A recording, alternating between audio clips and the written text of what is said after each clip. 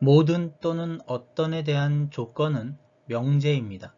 예를 들어 모든 실수에 대하여 x제곱이 0 이상이다. 그렇다면 진리집합은 모든 실수, 전체 집합이 됩니다. 그럴 때 참인 명제가 되죠. 그런데 모든 실수에 대하여 x제곱이 0보다 크다?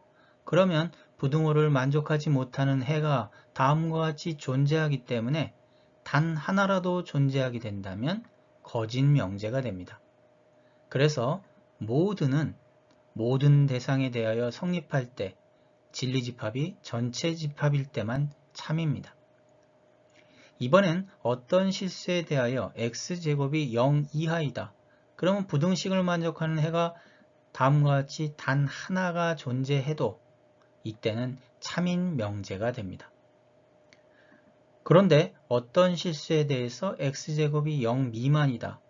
이때 진리집합은 부등식을 만족하는 해가 존재하지 않게 되죠.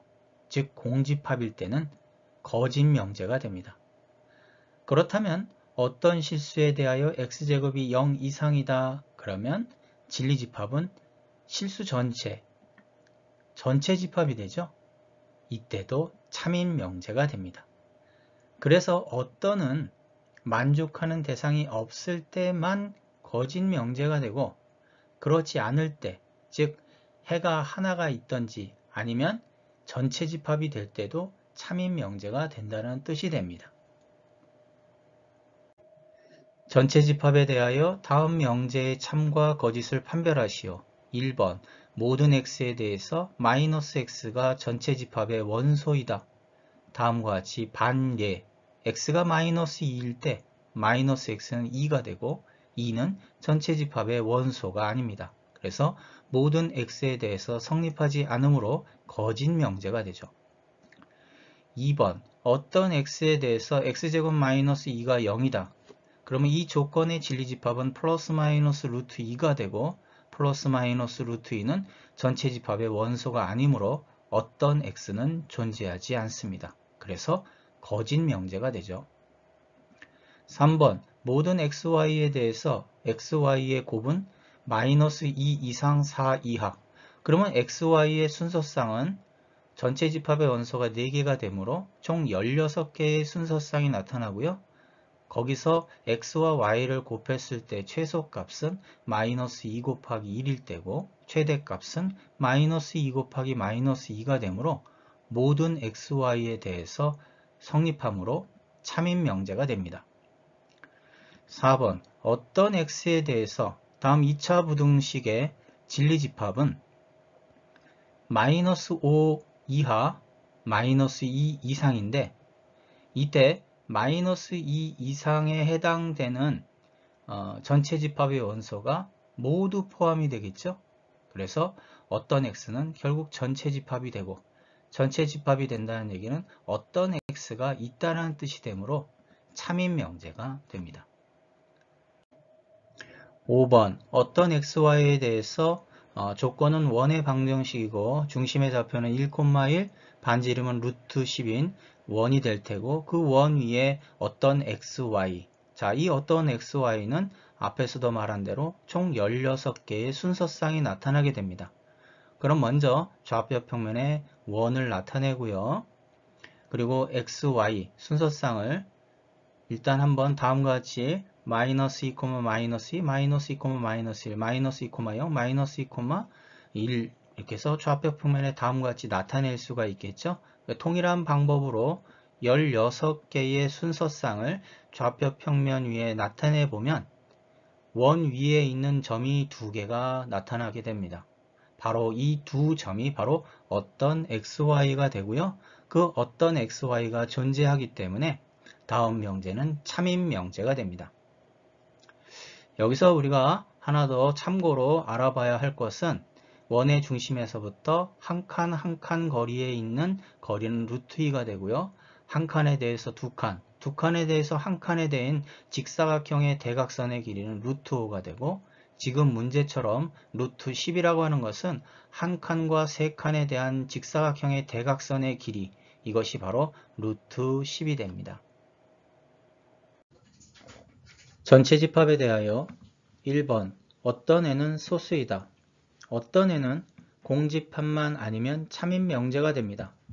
n이 소수, 그렇다면 2, 3, 5를 원수로는 집합이므로 참인 명제가 됩니다. 2번, 모든 n에 대하여 n제곱이 1보다 크다. 모든 n은 전체 집합이 되어야만 참인 명제가 됩니다.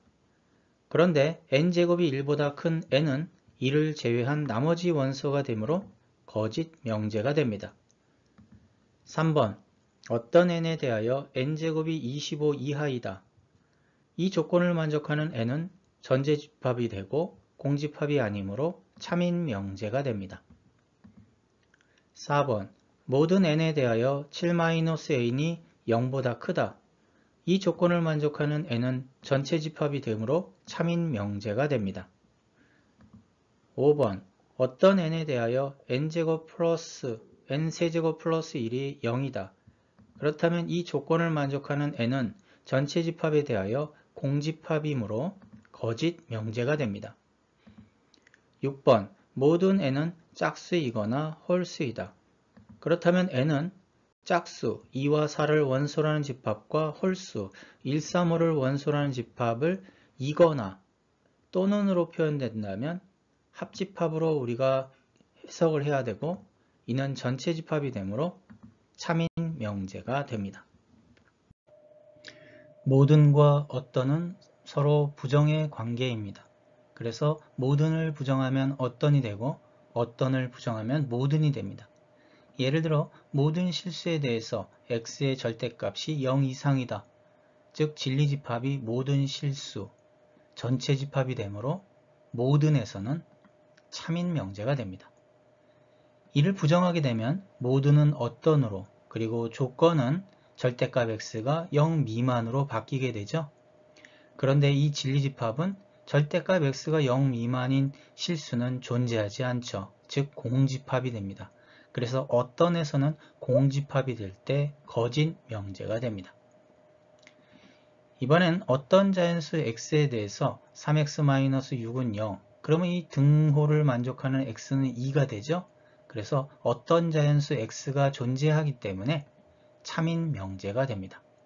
이를 부정하게 되면 모든 자연수 x에 대해서 3x-6은 0이 아니다. 그런데 0인 해가 존재하게 되네요.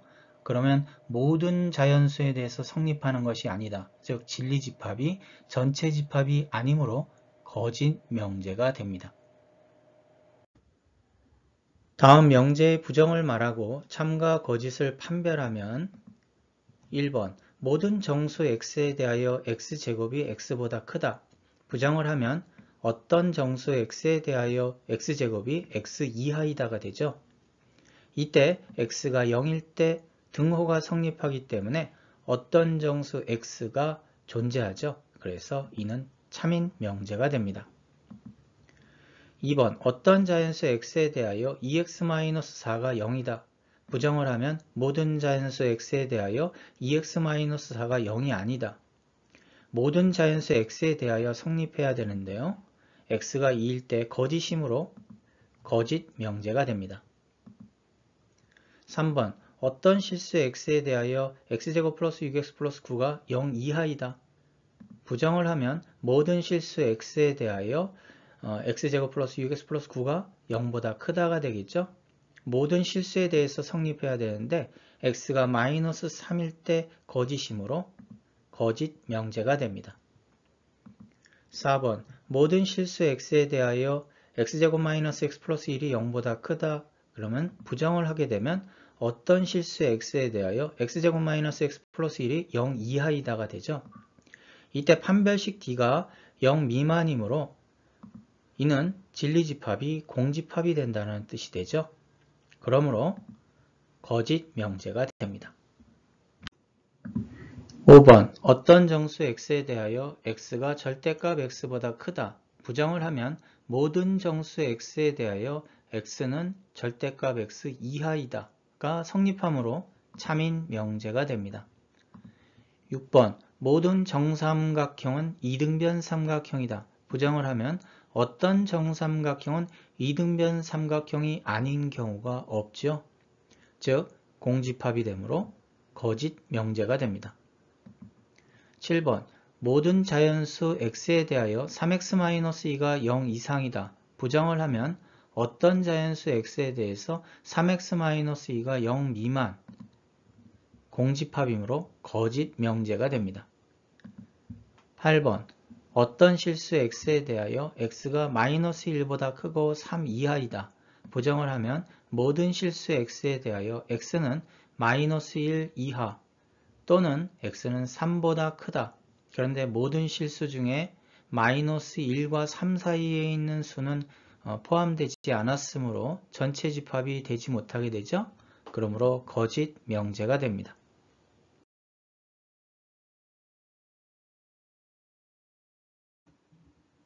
다음 벤 다이어그램으로 옳은 것은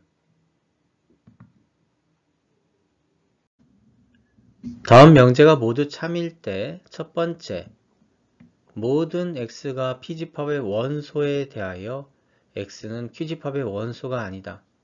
모든 x가 되어야 하기 때문에 p집합과 q집합의 교집합은 공집합이 되어야 합니다. 이에 해당되는 보기는 2번과 4번에 있습니다. 두 번째, 어떤 x는 p집합의 원소가 아님에 대하여 x는 r의 원소이다. 어떤 x가 되어야 하기 때문에 p의 여집합과 r집합의 교집합은 공집합이 아니어야 되고 이에 해당되는 것은 1번, 3번, 4번에 해당됩니다. 세 번째는 모든 x가 r집합의 원소가 아님에 대하여 x는 q집합의 원소가 아니다. 모든 x에 대해서 성립해야 되기 때문에 r의 여집합은 q의 여집합의 부분집합이 돼야 되고 q집합은 결국 r의 부분집합이 돼야 되겠죠. 이에 해당되는 보기는 4번에 있습니다. 다음 중 거짓인 명제는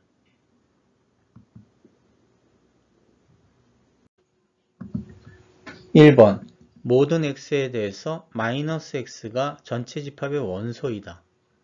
모든 x에 대해서는 진리집합이 전체 집합이 되어야만 참인 명제가 됩니다.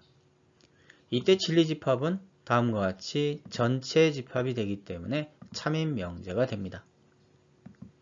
2번 모든 xy에 대해서 x 플러스 y가 -4 이상 4 이하이다. xy를 더했을 때 최소값은 -2와 -2를 더할 때가 되고 최대값은 2와 2를 더할 때가 되겠죠. 그래서 이 범위 안에 모두 들어가기 때문에 참인 명제가 됩니다. 3번 어떤 x에 대해서 x제곱 -9가 0 미만이다. 어떤 x에 대해서는 진리집합이 공집합일 때만 거짓 명제가 됩니다. 진리집합은 x가 -3보다 크고 3보다 작다. 바로 이 범위 안에 전체 집합이 다 들어가기 때문에 참인 명제가 됩니다. 5번 모든 x에 대해서 x제곱 -7x 플러스 10이 0보다 크다. 자, 그렇다면 진리집합은 2보다 작고 또는 5보다 크다가 되므로 이때 전체 집합에서 2를 제외한 모든 원소가 들어가죠. 결국 전체 집합이 아니기 때문에 모든에 대해서는 거짓 명제가 됩니다. 4번 어떤 xy에 대하여 x 플러스 3의 제곱 플러스 y 마이너스 3의 제곱은 1이다. 이는 원의 방정식이 되고요. 좌표 평면에서 전체 집합에 대하여 x와 y가 전체 집합의 원소이면 이 5개의 원소로 xy 순서상을 다음과 같이 25개를 만들어낼 수 있습니다. 그리고 이 원의 방정식의 중심의 좌표는 -3,3이고요. 반지름이 1이 되기 때문에 이 원 위에 이 순서상과 겹치는 곳이 단 하나도 없습니다. 따라서 공집합이 되므로 4번은 거짓 명제가 됩니다. 따라서 거짓 명제는 4번과 5번이 됩니다. 최소값 정수 K는 모든 실수 X에 대하여 다음 2차 부등식이 0 이상이다. 모든 실수 x에 대하여 성립해야 되기 때문에 이 2차 부등식은 판별식 d가 0 이하일 때 모든 실수 x에 대해서 성립하게 됩니다. 그래서 4분의 d가 다음과 같이 그래서 k제곱 마이너스 4k 마이너스 21이 0 이하가 돼야 되고요. 이 2차 부등식은 결국 마이너스 3 이상 7 이하가 되기 때문에 최소값 정수 k라고 하는 것은 마이너스 3이 됩니다. 다음 두 명제의 부정이 참일 때 실수 k 플러스 m의 범위를 구하시오. 첫 번째 명제를 부정하면 어떤은 모든으로 바뀌죠. 그래서 모든 실수 x에 대하여 자 조건은 0 미만이었는데 0 이상이 되고 이 2차 부등식이 모든 실수에 대해서 성립하기 위해서는 판별식 d가 0 이하가 돼야 되죠. 그래서 k값의 범위는 1 이상 2 이하가 돼야 됩니다. 두 번째 명제를 부정하게 되면 x가 m-2 이상 m 이하라고 했는데 이것은 x의 전체 집합에 대한 설정이기 때문에 이것은 건들면 안 됩니다. 그리고 모두는 어떤으로 바뀌고요. 조건은 지금 2차 부등식이 0보다 크다 했는데 부정을 하게 되면 0 이하가 되겠죠. 그래서 x제곱 마이너스 5x 플러스 4가 0 이하가 되는 2차 부등식의 진리집합은 1 이상 4 이하가 됩니다. 이렇게 해서 전체 집합과 이 진리집합의 관계를 통해서 어떤 실수 x에 대해서 다음 명제가 참이 되기 위해서는 거짓이 되는 공집합을 먼저 생각해야 되고 공집합의 여집합이 바로 참인 명제가 됩니다. 그렇다면 먼저 공집합을 우리가 생각해야 되겠죠.